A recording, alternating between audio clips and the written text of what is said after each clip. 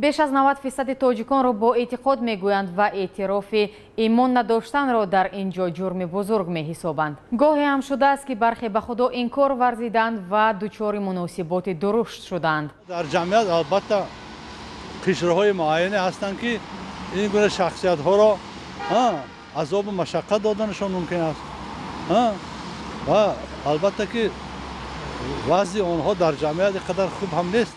تحمل به گفتار دهری ها گاه به تهدید و دشنام می انجامد. از مردم پرسیدیم به یک نفری که اعتقاد به خدا ندارد چون مناسبت می کنند. ما این کاری نداریم چون که هر کسی سوال و جواب و گورش چیکاری که میگویند جدا از تو خودش. مردم ما قبول ندارد که یک نفر تاجیک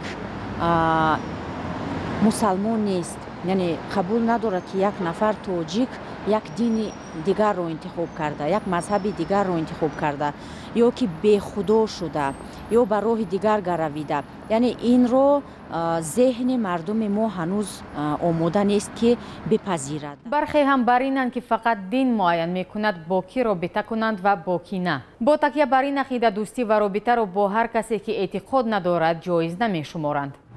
با این طبقه دوستی جایز نیست. من دوستی نمی کردم برای اون که به الله باور دارم. نه نمیتونم. برای چی؟ برای که ما خدا را دوست می‌داریم اونه که آدمایی که دوست ندارن خدا را چی با کتی و دوستی کنیم.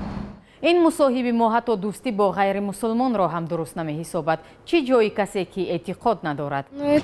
اگر وی مسلمان نباشد طبیعت ما موافق نمی آمد. من در تاجیکستان زندگی دارم و چون میشمرم که هر تاجیک باید مسلمان باشد. نسلی با تجربه فراتر از این گفتگوها می رود و تاکید دارد که قانونگذاری تاجیکستان باید مناسبات دهری و دیندار را معین کند. چون ماهیت دولتداری معاصر تاجیک دنیوی است، سطح اعتقاد به دین و کدام دین را پذیرفتن یا خود نپذیرفتن و رعایت کردن مراسم نیز آزاد است.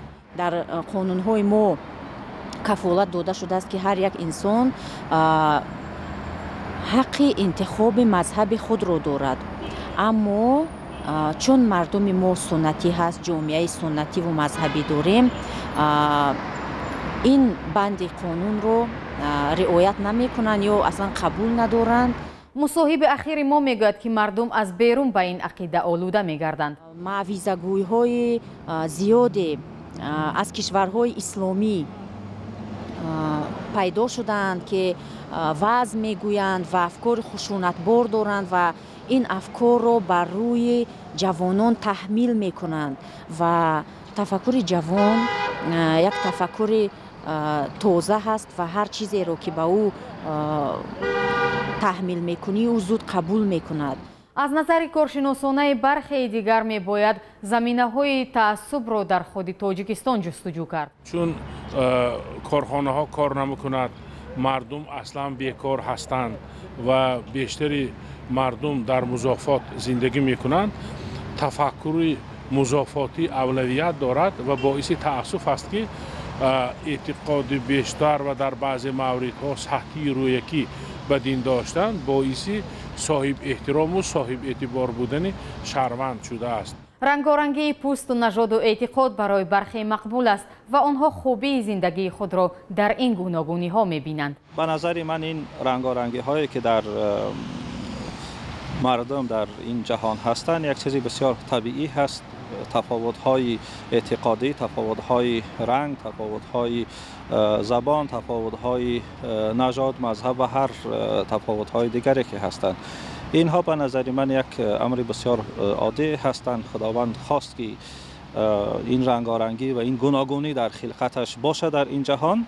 بنابراین من این را یک امر بسیار زیبا می‌بینم. این تفاوت‌های هستند که زندگی ما را زیباتر می‌کنند و در آینه این رنگارنگی ها هست که ما خیلی از مسائل متوجه میشویم و زیستن با این رنگارنگی های هنری میخواهد و شاید مهمترین عباره که در این راستا میشود استفاده برد این کلمه تحملگرایی هست.